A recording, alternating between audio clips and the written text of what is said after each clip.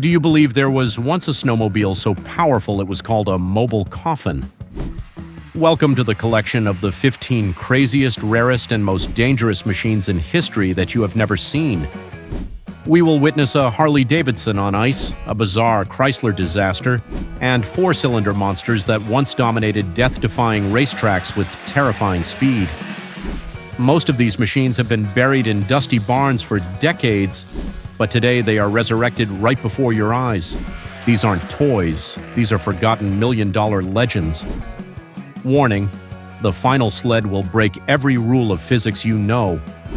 Don't take your eyes off the screen, hit subscribe immediately, and prepare to be absolutely shocked. Let's kick things off with a true icon of the snowmobile boom, the Skoo Super Olympic 399. If you grew up in the late 60s or early 70s, chances are you or your neighbor had one of these yellow legends parked in the barn. Produced during the height of Bombardier's dominance, the Super Olympic wasn't just a snowmobile, it was a ticket to freedom for thousands of families. It featured the classic bubble nose cowl that is instantly recognizable today. Collectors today seek out the Super Olympic 399 not for high-performance racing, but for the pure nostalgia of the sport's golden era. Under the hood, it featured the bulletproof Rotax 3999cc twin-cylinder engine, an air-cooled power plant known for its reliability rather than earth-shattering speed. Weighing in at approximately 380 lbs, this machine wasn't a featherweight, but it was durable. While it topped out at modest speeds of around 45 to 50 mph, it felt much faster on the rudimentary bogey wheel suspension that let you feel every bump. It represents the time when snowmobiling went mainstream, proving that you didn't need to be a professional racer to enjoy the snow. While Ski-Doo owned the trails, Polaris owned the podiums with this beast, the Polaris TX Starfire. This wasn't a sled for the faint of heart, it was a factory-built race weapon designed with one purpose: to win. Bursting onto the scene in the mid-70s, the TX Starfire is often regarded as one of the most beautiful and aggressive free-air snowmobiles ever built. It was the face of the legendary Midnight Blue Express factory racing team that terrorized oval tracks across North America.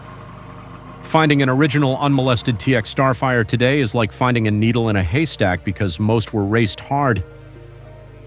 Mechanically, the Starfire was a marvel of weight reduction and power. Depending on the engine class, these sleds could weigh as little as 330 lbs, thanks to the extensive use of magnesium components. The free-air engines were high-revving monsters that required constant airflow to keep from melting down, pushing these machines to speeds well over 80 mph on the ice. The starburst heads protruding through the hood weren't just for looks, they were essential for cooling. If you see one, you are looking at true American racing royalty that defined the competitive spirit of the decade. Enter the Scorpion Whip, a sled that proved style and marketing were just as important as horsepower. Produced by Scorpion Snowmobiles in Crosby, Minnesota, the Whip hit the market in the mid-70s with a marketing campaign as loud as its engines. Remember the slogan, "Whip It"? This sled was designed to be a trail performance machine that stood out from the sea of yellow and black. The Scorpion Whip is visually striking, often found in metallic heavy flake paints that shimmered against the white snow. It represents the colorful, independent spirit of the 70s snowmobile industry. The Whip was powered by the distinctive Cuyuna engine, a departure from the engines used by other major brands. Weighing around 400 lbs, it featured the innovative Para-Rail suspension system, which was an attempt to combine the best features of slide rails and bogey wheels for a smoother ride. On a straight trail, the Whip could comfortably reach speeds of 60 to 70 mph, making it a respectable performer for its time. While Scorpion eventually faded away, absorbed by Arctic Cat, the Whip remains a beloved classic for those who appreciate design flair. In the history of oval racing, few names command as much respect as the Yamaha SRX 440. Introduced in the late 1970s, specifically the 1976 model year, this machine was a technological marvel that signaled the end of the air-cooled era for top-tier racing. The SRX 440 was sleek, low to the ground, and featured a liquid-cooled twin-cylinder engine that produced staggering horsepower for its size. The SRX badge became synonymous with Yamaha's engineering dominance. For many enthusiasts, the 1976 to 1980 era SRX models are the ultimate collector sleds because they redefined what a stock snowmobile could do. Weighing in at a relatively light 340 lbs dry, the SRX 440 was a rocket. Unlike free air engines that lost power as they got hot, the liquid-cooled engine maintained peak performance lap after lap. It was capable of reaching speeds of 90 to 95 mph right out of the box, which was terrifyingly fast for a stock machine in that era. It handled like it was on rails thanks to its low center of gravity and advanced front suspension geometry. They weren't just fast, they were reliable, a combination that was rare in the high-performance vintage world. We are jumping into the early 90s because this sled is a modern vintage legend that changed everything. The Arctic Cat ZR580 EFI Limited. Before this machine, fuel injection on snowmobiles was often heavy, battery-dependent, and finicky. Arctic Cat changed the game with the introduction of batteryless electronic fuel injection. The ZR chassis itself was a revolution, moving away from the old-school leaf spring front ends to the sophisticated A-arm front suspension, AWS, that defined modern handling. The limited versions often came with special graphics, making them highly desirable today. This sled was a performance powerhouse, weighing approximately 480 lbs, which was competitive for a liquid-cooled independent suspension machine. The 580C engine was punchy, allowing the ZR to hit top speeds of 90 to 95 mph with ease. But the real magic was the throttle response. It delivered crisp power at any altitude and temperature without the need for carburetor jetting changes. This was a revelation for riders who were used to tinkering with their sleds on the side of the trail. It bridges the gap between vintage iron and rider-forward sleds. The SnowJet Thunderjet is one of the most iconic racing sleds ever produced. Built in Quebec, the Thunderjet was designed with one philosophy: low and light. When you look at a Thunderjet, the first thing you notice is how incredibly low the profile is. The rider practically sat on the snow, which drastically lowered the center of gravity for oval racing cornering speeds. Known as the Blue Streak, it was a giant killer on the tracks, often beating factory teams with much larger budgets. Today, the Thunderjet is a centerpiece for any serious collection. Under that signature blue and white hood, SnowJet often utilized high-performance Yamaha engines, creating a perfect marriage of Canadian chassis design and Japanese power. These sleds were incredibly light, often tipping the scales at under 300 lbs in race trim. This lightweight advantage allowed the Thunderjet to reach speeds exceeding 80 mph, and in modified classes they pushed even faster. The combination of the lightweight aluminum chassis and the reliable Yamaha power made it a dominant force. It represents the era of the independent manufacturer punching above its weight class. Rupp Industries, based in Mansfield, Ohio, made snowmobiles that were truly special. The Rupp Nitro 2, prominent around 1974, is arguably one of the meanest-looking sleds of all time. With its aggressive wedge-shaped hood and bold red and black graphics, the Nitro 2 looked fast even when parked. Mickey Rupp, the founder, was a racer at heart, and that DNA was injected into every Nitro built. However, Rupp fell victim to the snowmobile industry crash of the late 70s, making these machines increasingly rare. The Nitro 2 stands as a testament to American design bravado. The Nitro 2 was typically equipped with high-performance Kohler engines, available in sizes up to 440 cc. Weighing in at approximately 390 lbs, it was a solid machine built to handle the abuse of cross-country racing. It featured a slide rail suspension that was advanced for its time, allowing it to soak up bumps better than its bogey wheel competitors. On a good day, a Rupp Nitro 2 could hit speeds of 70 to 75 mph, offering a thrilling ride. It wasn't just a straight-line rocket, it was designed to be an agile trail performance sled that commanded respect. Tougher than winter. That was the slogan for Moto Ski. and the Grand Prix model embodied that spirit perfectly. Before being fully integrated into Bombardier, Moto-Ski was a fierce competitor known for its distinct bright orange paint jobs. The Grand Prix was their performance trail model, offering a blend of speed and rugged durability that rural riders needed. What makes the Moto-Ski Grand Prix interesting to collectors is its styling. The hoods had a very specific, almost automotive curvature that set them apart from the boxier designs of the era. The Grand Prix models often featured BSE, Bouchard Snowmobile engine, or Hearth engines, which were known for their torque. Weighing around 400 lbs, these machines were built to last, rather than to be ultra-lightweight. While they weren't the fastest sleds on the lake, topping out at around 60 to 65 mph, they made up for it with reliability. The Grand Prix was the unsung hero of the trails, a machine that would get you to the destination no matter how deep the snow was. It represents the practical, hard-working side of vintage snowmobiling. In the 1960s, the Outboard Marine Corporation, OMC, jumped into the snowmobile market with the Evinrude Skeeter. These machines were built like tanks. The Skeeter wasn't designed to win races, it was designed to float over deep powder and provide a comfortable, stable ride. The defining feature of the Skeeter was its wide track, often 18 inches or more, which gave it incredible stability compared to the tippy, narrow sleds of the competitors. It also featured a reverse gear early on, a luxury that was almost unheard of at the time. Performance-wise, the Skeeter was all about low-end grunt.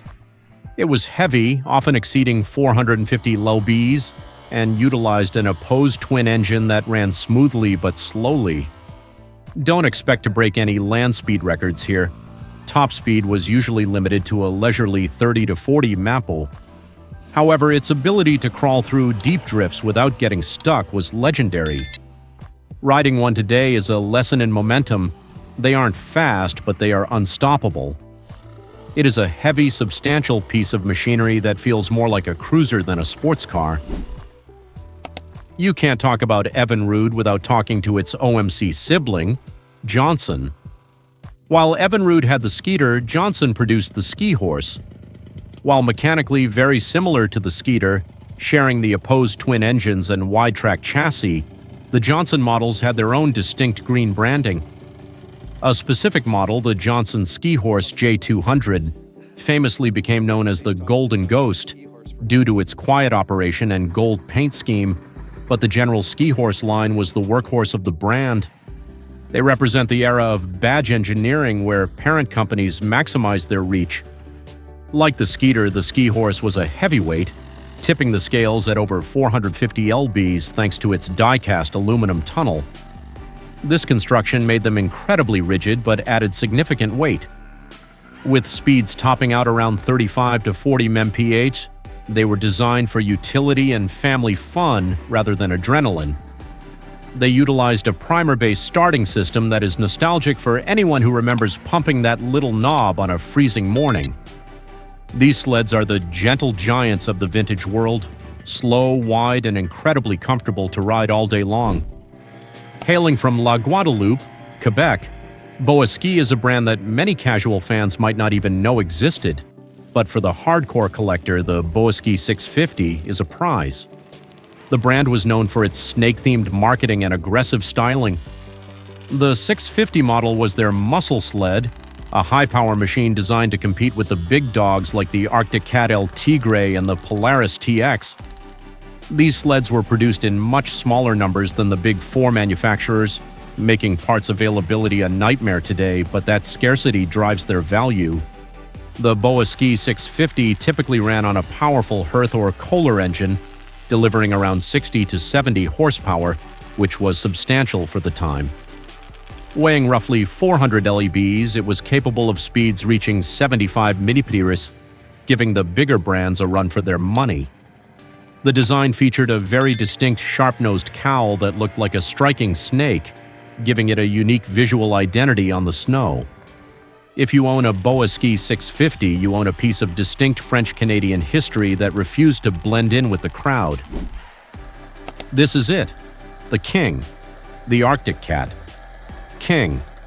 Cat 800 is widely considered the ultimate muscle sled of the early 1970s. Released in 1971, this machine was insane. It was powered by a massive 800cc four-cylinder two-stroke engine. Yes, 4 cylinders. This was basically 2 engines fused together to create a power plant that produced earth-shaking torque and a sound that would make your hair stand on end. The 4 exhaust pipes sticking out represented excess in the best possible way. Only a handful were ever made, primarily because they were expensive and terrifying to ride. The King Cat was designed for one thing: speed runs and hill climbing. Weighing over 450 lbs, it was too heavy and powerful for tight trails, but in a straight line it was untouchable. In 1971, this monster could reportedly hit speeds of 100 mph, a milestone that was mythical at the time. It required a brave rider to hold the throttle wide open. Today, a King Cat 800 is a crown jewel. It symbolizes the bigger is better philosophy before the oil crisis forced manufacturers to think smaller and more efficiently. Is it a bike? Is it a sled? It's the Chrysler SnowRunner, and it is weird. Launched in the late 70s, Chrysler decided to enter the market with a snow bike concept. The SnowRunner was essentially a frame with a single ski up front and a small track in the back. It was marketed as a lightweight, fun, portable machine that you could throw in the back of a station wagon. In reality, it was a flop. But as a vintage collectible, it is pure gold. Its failure is exactly what makes it so desirable today. Powered by a tiny 134cc Chrysler Marine engine, the Power Bee, this machine wasn't going anywhere fast. It weighed only about 80 lbs, making it the lightest machine on our list by far. Top speed? If you were lucky and going downhill, maybe 25 to 30 mph. It struggled in deep snow, lacked power, and was difficult to balance. However, enthusiast communities today modify them to make them actually rideable. It represents a major automotive corporation taking a massive gamble on a weird idea that didn't quite work out. If the SnowRunner was a scooter, the Skoo Elite was a Cadillac. Introduced in the mid-70s, the Elite was unlike anything else on the snow. It featured side-by-side seating, a steering wheel instead of handlebars, and a rear engine driving twin tracks. It was designed for couples who wanted to tour the trails in absolute comfort and style without straddling a seat. The Elite was wide, stable, and arguably ahead of its time, predicting the modern UTV or side-by-side market by decades. Ski-Doo even briefly brought the concept back in the 2000s. This luxury cruiser was a beast, weighing over 600 lbs due to its twin tracks and substantial bodywork. Powered typically by a 440cc liquid-cooled engine, it had enough power to move its bulk, but it wasn't built for racing. Top speed was respectable at around 50 to 55 km, but the sensation of speed felt different when sitting in a cockpit. While they were heavy and expensive, the sheer audacity of the design makes them iconic. For vintage lovers, the original 70s Elite with its square lines and wood grain dash is the ultimate conversation piece. Yes, you heard that right. Harley-Davidson, the king of the highway, once tried to conquer the snow. During the years when AMF owned Harley-Davidson, 1969-1981, the company rebadged snowmobiles produced by their Ermacchi division in Italy. These sleds, produced roughly between 1971 and 1975, proudly wore the Harley-Davidson bar and shield logo. It is the ultimate oddity of brand extension, a loud, rumbling piece of history that proves even the biggest giants stumble sometimes. Today, the crossover appeal is massive. Harley collectors want them, and snowmobile collectors want them. These sleds were powered by 398cc or 440cc engines and weighed approximately 450 lbs. While they were decent performers capable of speeds around 50 to 60 mph, they suffered from an identity crisis. Harley bikers didn't want snowmobiles, and snowmobilers didn't associate the Harley brand with winter sports. They were heavy and expensive, leading to poor sales at the time. However, seeing that iconic orange and black logo on a snowmobile today is undeniably cool. It's a reminder of a strange time in corporate history that resulted in a fascinating collectible. These 15 vintage snowmobiles are more than just rusted metal. They are frozen time capsules of innovation, risk, and daring engineering. From the raw, earth-shaking power of the King Cat to the unexpected luxury of the Elite, each sled tells a unique story of the Golden Age. We hope you enjoyed this nostalgic journey through history. Which one is your holy grail? Let us know in the comments. Don't forget to like and subscribe for more deep dives into legendary machines. Thanks for watching, and we'll see you on the next ride.